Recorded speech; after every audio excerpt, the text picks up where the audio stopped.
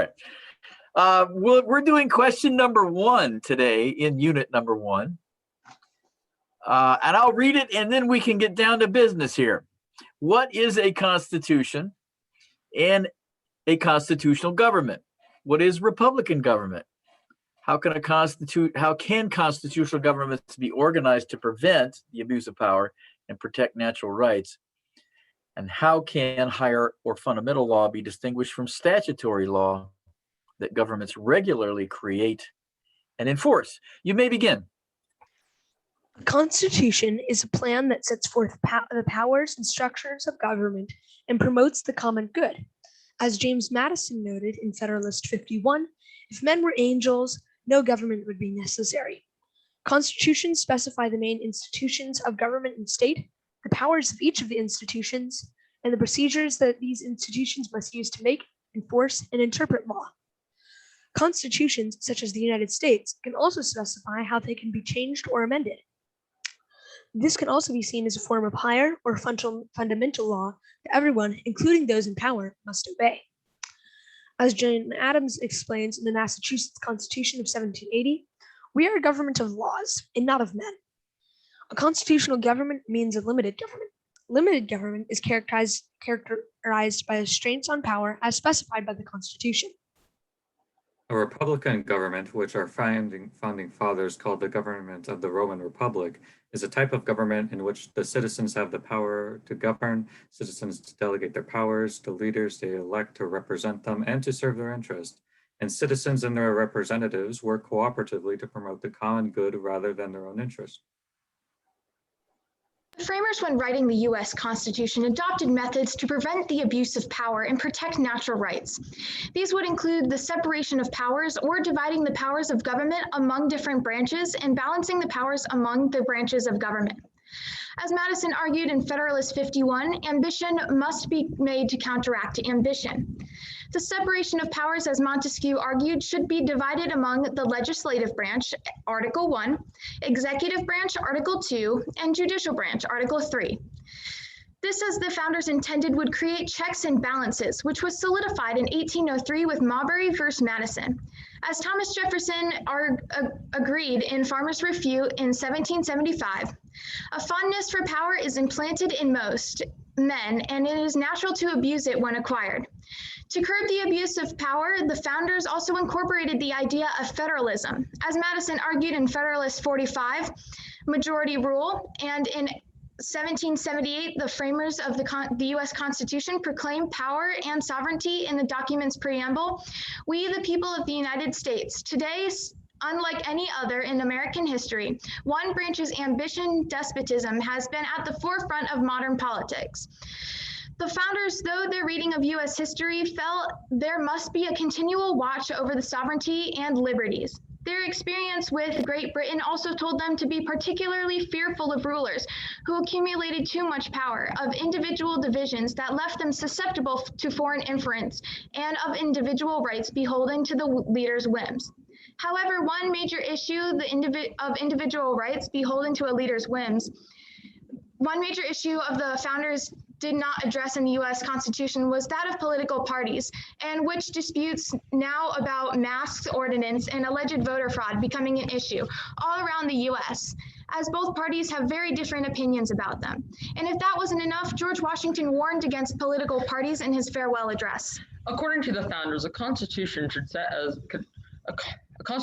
constitute as a higher law than a statutory law or ordinary law in 4 ways. First, it sets forth the basic rights of citizens. Second, it establishes the responsibility of a government to protect those rights, such as in John Locke's social contract theory. Third, it establishes limitations on how those in government may use their power with regard to citizens' rights and responsibilities, the distribution of resources, and the control or management of conflict. And finally, it can be changed only with the consent of the citizens and according to established and well-known procedures.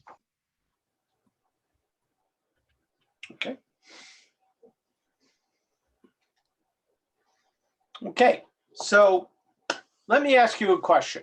You brought up this concept of limited government. You talked about how its purpose is to stop the abuse of power. What I'd like you to do is evaluate how good a job we've done in our history on achieving that aspect of our system. And if you'd like, you can even give them a letter grade as your teacher might in your class. So you can go ahead. Thank you. I believe that we have done a good job of protecting against the abuse of power when it comes to particular branches based on the system of checks and balances. Yet, when it comes to the tyranny of the majority, I believe that we have done a pretty bad job. As Aristotle believed, he believed that democracy was an evil form of government because the poor or the majority would gain all the power and then overtake the rich, and seize the property of the rich for themselves, and there'd be nothing that the rich could do because the people had all the power in the government. Because this is actually what happened in ancient Greece when he lived. I'll actually take it one step further than Aristotle believed. I don't think that any government can really defend against a strong majority, because if you think about it, if one political party comes in power in all the branches, then there is nothing stopping them from making any law they wish. Because if they are all of the same mind, Congress can come up with a law, the president won't veto it, and the lawmaking process cannot be stopped because if they all have the same ideals. So I believe that there's nothing that anybody can do against the tyranny of the majority, but I do believe that we have done a pretty good job of keeping the tyranny of one branch. I agree with my partner, Sammy. I believe that our government has done a fairly good job when it comes to keeping everyone equal and protecting everyone's rights, just as John Locke believed it would be. However, I do believe that there are some situations where our government has definitely failed, especially with recent events, with the civil rights and the LGBTQ community, still not having the same rights as the majority. So I'd have to give them maybe a C in that regard, if not a high C. I agree with my partners. I think that we have done a pretty good job with making sure that we don't have too much tyranny of the majority, and we have been protecting our minorities. But if we go back to the beginning of our Constitution and when it was thought of by our founders, especially with Britain's rule over us, when we were starting, I believe that we did a pretty good job of making sure that we had federalism over our overarching government of our central government and our state's government, just like Jefferson believed. I think that setup of our government was especially well and it has lasted for many years, unlike many other governments, such as Rome with their republic. I also believe that we could do a better job with the Equal Rights Act, as my partners were saying, with the LGBTQ and the BLM movement, so that we are all equal, especially with women and men, how Biden was talking about in his speech on Wednesday, being able to bring up women's pay rates to $1 per a man's dollar instead of 88 cents per a man's dollar. All right, I'm gonna fantastic, but I want to cut you off. Sorry about that. We need to get to a couple other questions. I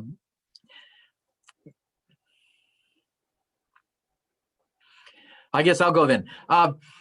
Do you think written constitutions can function as well as written? I mean, can unwritten constitutions limit to the same degree? I believe so. I believe that an unwritten constitution is more of a idea more than a concept of a written constitution where they have to abide by things, especially if like we have done in our past, where we created our constitution with our founding fathers and it has been passed down, just like the Declaration of Independence that we have written down. If we didn't have that written down, I don't believe that we would have the same government that we had today, the same ideas. I also believe that if we didn't have written down ideas of Hobbes and the Leviathan, I don't believe we would have the same concepts of what he believed and how John Locke believed if we didn't have that written down of their perspective. I agree with my partner on this, that if we did have an unwritten constitution, then the ideas over time would get twisted and changed from what they were originally intended to be. And while that does sort of happen with a written constitution as new amendments are made, I think that with an unwritten constitution, as it got like folk tales, as they get passed down, their meanings changed. I believe that this could happen with an unwritten constitution, as if somebody asks somebody else what the law is, then that person who they're asking could just tell them whatever they believe the law should be, and not what that law actually is. I agree with Sammy on that point, as we have seen this in historical contexts, such as during the time where segregation was still in place, with leaders such as George Wallace and Strom Thurmond finding workarounds of civil rights, as it wasn't necessarily specified until we wrote the Civil Rights Act of 1964. So I do believe that a written constitution, whether it's an amendment or an actual constitution itself, is much stronger than an unwritten one. Thank you. Thank you. Oh, sorry. Go ahead, Gavin.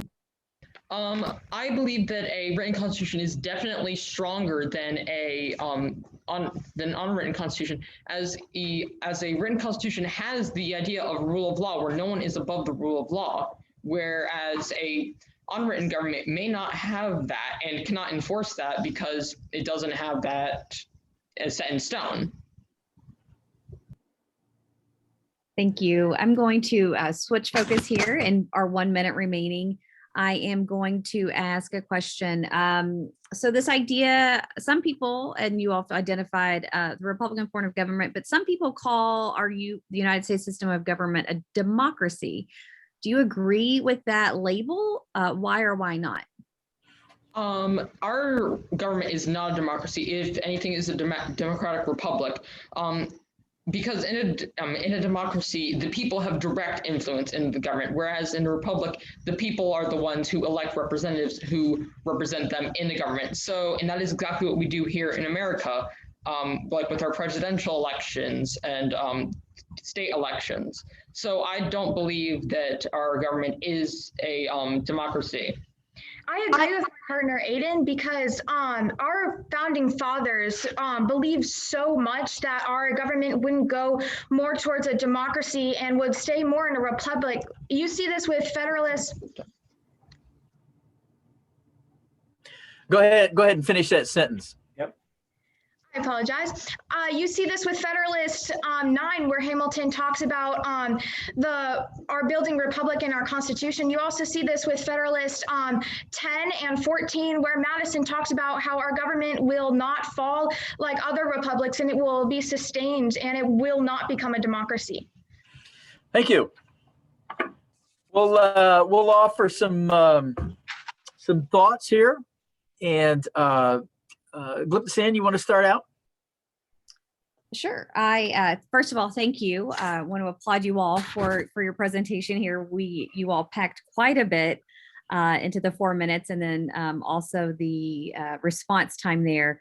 I especially enjoyed the frequency with which you all were identifying Federalist Papers, quickly identifying and then connecting. So if you mention an example, the example there with the Civil Rights Act, for example, why that particular example bolstered your point. So using that evidence and then explaining, I thought was a great job. I think continuing to always think of other examples and continuing that application. Also enjoyed that everyone chimed in and really answered there as a team. You all of you are answering, and I think that was very well done. So again, thank you for engaging the content and then bringing your ideas to us today. Yeah, I thought you did a wonderful job. Your opening statement was strong, replete with lots of quotes that were applicable, recognition of people like Montesquieu. The response to my question, you structurally did something very good, and a lot of people don't. You open with basically telling me how good a job they've done. And it may seem simple, but it's not. A lot of people want to get into the explanation of why. You did do that explanation. Now, only one of you had the temerity to give a grade, but that's okay. But I think the bottom line is that that you responded to that question very well. I again, you showed a depth of knowledge that was significant, and I'm very impressed with the work that you clearly had to do to wrap your heads around these not easy concepts. So overall, guys, very nice, very nice job. Yeah, this was a lot of fun, and I appreciate obviously your opening statements. You went right to Fed 51, and the quote about men not being angels or women, except my wife. She's an angel. But you did something interesting here. You added federalism as a check, and I appreciated that insight, and then circled back to that concept that Jefferson in the follow-ups of wanting a more decentralized system. I thought your thoughts about written and unwritten were quite intriguing. You're not quite ready to say that there's rule of law, that it's a little too squishy and unwritten, and there's a danger in that. So I appreciated that, and also this. You made an interesting analogy that folk tales, the meaning of folk tales changes over time, and you're not quite willing to have our Constitution be treated like a folk tale. I that's fantastic that you use that analogy, and you're thinking constitutionally, but you're thinking about Constitution in a very I think a very sophisticated way in invoking that idea of folk tales. I also thought your response to democracy or a republic was thoughtful as well. You did some very nice things here. The only criticism I would have is you ended with like this definition, like 4 things that characterize higher law. I would say start with that. That would have been really an opening statement that's precise and tells me exactly where you're going. But that's just a minor quibble. But it struck me as that really might be an opening statement that's effective. But I'm glad we spent this time together. This has been great, and you should be very proud of your achievements, as well as your teacher being proud of you. Thank you. All right, another round of applause for our students. Great job, you guys.